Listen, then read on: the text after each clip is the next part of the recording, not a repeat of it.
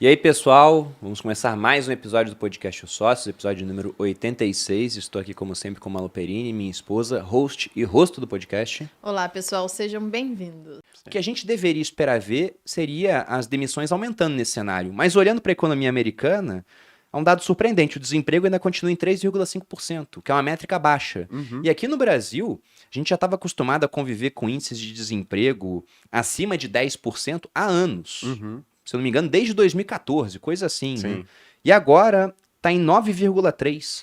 Não é meio conflitante isso? Juros subindo para conter a inflação, para desaquecer a economia, e mesmo assim o desemprego está baixo? Sim. É engraçado dos Estados Unidos, a gente estava comentando agora no grupo dos analistas da Speech, saindo dados de emprego nos Estados Unidos, criação de vagas, né, subindo de uma maneira linear, e normalmente quando você tem isso, você tem do outro lado pedidos de seguro-desemprego nos Estados Unidos acompanhando de maneira inversa, né, se sobe a criação de empregos, você tem cada vez menos pedidos de auxílio-desemprego. E nos Estados Unidos está acontecendo uma coisa, um descolamento. Enquanto a gente está observando os últimos dados sendo criados de emprego, né, subindo, a gente está observando do mesmo lado pedidos de seguro-desemprego também subindo, tá? O que pode explicar isso? Olha, aí já vai meio que para um fator, né, de que talvez essas vagas que estejam sendo ocupadas, elas já estavam abertas ou é em um setor que sofre menos, mas o que de fato a gente está observando é que o pedido de seguro-desemprego ele está subindo num patamar também razoável. Acho que não deu tempo de impactar a taxa de desemprego americana, mas eu acho que a expectativa, se as condições financeiras nos Estados Unidos continuarem assim, né, que as condições financeiras é muito mais do que somente os juros altos, é o preço dos ativos mais baixos, é a população, é um índice que mede realmente se a população está se sentindo mais pobre ou não, ele está subindo bem, então, ou seja, a população sim deve estar se sentindo mais pobre nos Estados Unidos, a gente deve observar pelo menos uma alta, e nem que seja marginal, dessa taxa de desemprego. Pô, Gui, mas só vai cair a inflação quando subir essa taxa de desemprego? Não necessariamente. Nos Estados Unidos já aconteceu de você manter a economia com uma taxa de inflação muito baixa, por um longo período de tempo, mesmo com a taxa de desemprego em patamares considerados baixos, né? Então aí dá pra gente entrar em por que isso, mas eu acho que... Mas é impressionante, porque os Estados Unidos já recuperou todos os empregos perdidos na pandemia com esse dado. Mas o presidente do Banco Central, que é o Jeremy Powell, ele, nos seus pronunciamentos, ele afirma, é esperado que essa taxa de desemprego vá aumentar um pouco. Inclusive é desejável, porque é isso que a gente começa a se questionar. Como que a inflação vai convergir para a meta de 2% no longo prazo se não tiver aumento do desemprego? Então, em algum momento, a gente pode ver um início desse aumento. A gente pode discutir vários motivos, como o Gui mencionou, por que a gente está vendo esse mercado resiliente até agora. Pode ter mudança de hábito, as pessoas agora não aceitam qualquer emprego para voltar. Dessa vez é diferente, né? Exato.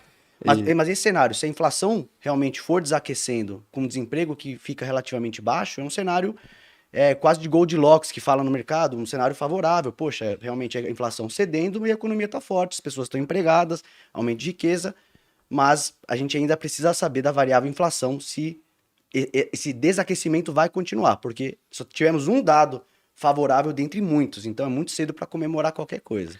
Eu acho que também, só um ponto, às vezes as pessoas pensam assim, mas pô, como é que a taxa de juros vai afetar a economia? E aí o canal mais comum é o de crédito, que é o que você comentou, né? A taxa de juros fica mais cara e você fala, pô, vai demorar um tempo, né? E realmente, em economias em que você tem condições financeiras menos flexíveis, demora mais. Mas nos Estados Unidos, por exemplo, como o Raiz comentou, você tem 60% das pessoas que investem em ações. Você tem um outro dado também, que lá a maior parte do mercado de renda fixa são de ativos pré-fixados.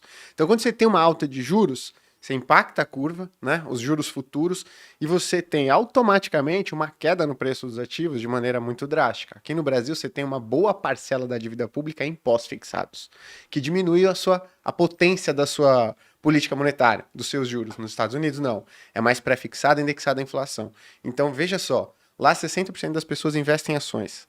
Mais ainda investem em renda fixa. Você tem uma renda fixa baseada em pré-fixada e indexada à inflação. Quando você dá uma alta de juros, impacta a curva inteira e joga o preço dos ativos para baixo.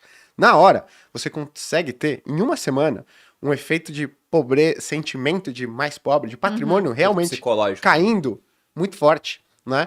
Então a gente vê esse... Os investidores ficam olhando saldo direto? Como assim? Isso é comum?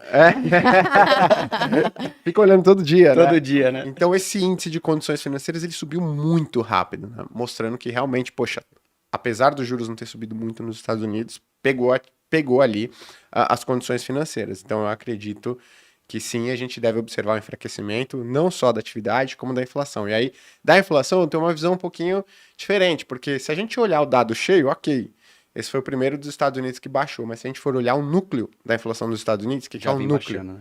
Desconsidera alimentação e energia. Por que você tira alimentação e energia? Porque a alimentação, poxa, trigo subiu. Por quê? Rússia e Ucrânia. O que, a taxa de juros tem a ver com isso? Né? Não vai controlar isso. Exato. Petróleo subiu, Rússia e Ucrânia, né? Basicamente. Também subiu muito. O Fed pode colocar em 15% a taxa de juros. Sim. Não vai adiantar. E aí você vê isso, esse dado de o núcleo da inflação nos Estados Unidos caindo desde março. Desde março ele está cedendo.